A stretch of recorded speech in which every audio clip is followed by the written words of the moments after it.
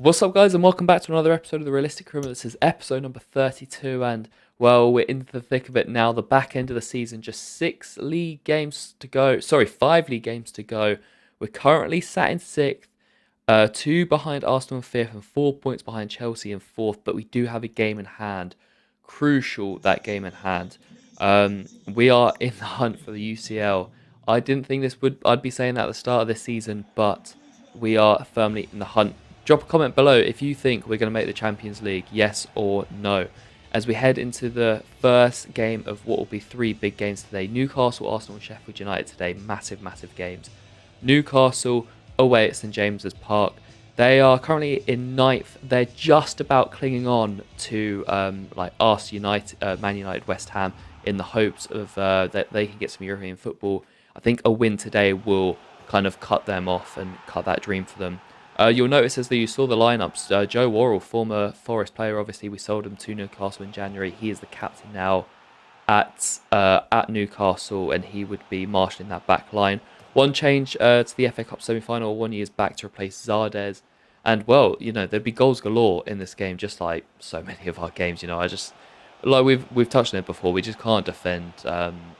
Maybe I need to alter some of the settings, make some of the passes or shots a bit more inaccurate. But Newcastle would take the lead early on. Isak with a really good finish. That guy is an absolute danger in front of goal. The Swede is. I'm a big fan of the Swede. Taiwo would find Vega, who would slot home a quick equaliser, and then the Mexican would get his second of the game. Mangala feeding it into him, and his goal just showed how much confidence he's feeling at the moment. First time finishing to the top corner, he's been brilliant. That's 4 goals in 2 games after his brace in the semi-final. There was debate for a penalty. Taiwo ran into the box. Dubravka took him out. He got nowhere near it, and the ref didn't call it. I've seen softer ones given in this save. But we would make it 3-1 just before half-time. Cyankov headed home a Williams cross with a really good finish. Cyankov's in nice form at the moment. Vega, we were talking about his confidence. He attempted a bicycle kick. That was well saved by Dubravka, and then he attempted a volley which came off the bar. So unlucky not to get his hat-trick, the Mexican. And then Newcastle would go down the other and make it 3-2. The Dutchman, Marlon, would make it 3-2.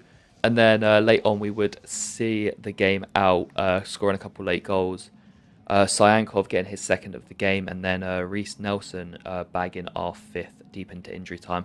Taiwo collecting another couple of assists in that game. He is smashing it on both fronts. He is also 1 goal away from breaking the league record. He could have got it there, he didn't, but he got a couple of assists to help him get that golden assist. They need a name for that. They need a name. Like, we got golden boot. We need something else for the assist. Anyway, we're fifth in the league now, 2 points behind Chelsea with a game in hand. We are keeping tabs on the Blues. They drew with Arsenal as well. Big result that. Joseph Todd, our youngster, we send him on loan to Darmstadt for 12 months. City lead in the title race. And Liverpool lost at home to Burnley. Huge loss for the Reds there. That could be critical for them. As we head into the second game of the episode, it's a humongous one. Arsenal at home at the City Ground. We're level on points. They've played one more game than us. We have better goal difference. Obviously, we want to win, but I think I would take a draw, as long as we don't lose this game. Wouldn't be a good start. Odegaard would give the Gunners the lead. Jesus, Robin, Maguire, and Odegaard makes it 1-0. You would have noticed as well in the lineup, Kieran Trippier now playing for Arsenal. Not sure about that one. Obviously, the former Tottenham player, now moving his alliances to the other side of North London. This was a nice moment. Obviously, after the mistake for the first goal, Harry Maguire gets his first goal for Forest. He's been threatening with headers all season long, and over a year after joining the club, he gets his first goal. Mixed emotions though for him. He would get robbed by that man Odegaard again, who was all over the pitch today. Odegaard has a heavy touch, but Maguire collects it, but then Odegaard's just on him like a flash, takes the ball off him, and then dinks the on-rushing Henderson to restore Arsenal's 2-1 lead. Vega would hit the post. The guy is just in really good form at the moment. He's finding all sorts of angles and unlucky not to make it 2-2 there. And then Lopez had a decent chance from the edge of the box. He should have done better with it, but he put it over. Big save from Henderson as well on the stroke of half time, deep into injury time actually, on rushing to make to deny Arsenal making it 3-1, and then 5 minutes into the second half we would make it 2-2. Cyankov, He's in really, really good form. I think it's another assist for Taiwo as well. But yeah, Syankov putting it across Matt Turner and into the back of the net. Arsenal would hit the post, and I had to look on the replay as well. Jesus with a whip shot, which looks like it just comes crashing off the post, but Henderson actually got a fingertip to it. So a massive, massive save from the England shot stopper. And that would be it, full time. A back and forth game regarding momentum. Odegaard was absolutely everywhere and bagged the double. Maguire having a weird game, at fault for at least one, maybe both goals. But he also scored the equaliser, so, mixed emotions for him there. Henderson came up huge, saving us multiple times.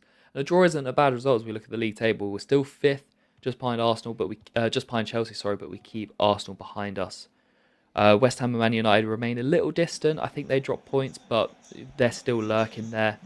As we head into the third and final game of the episode, Sheffield United at home. The Blades are in 19th at the moment in a relegation scrap, so they are battling for their lives. They know that a loss here won't technically relegate them, but it will, I think they'll be 4 points adrift with 2 games to go with a loss, obviously depending on other results. So we'll see, they desperately need the victory. You'll notice as well as we ran through the lineup, plenty of changes. 9 changes to the side that played Arsenal. Only Henderson and Vega stay in.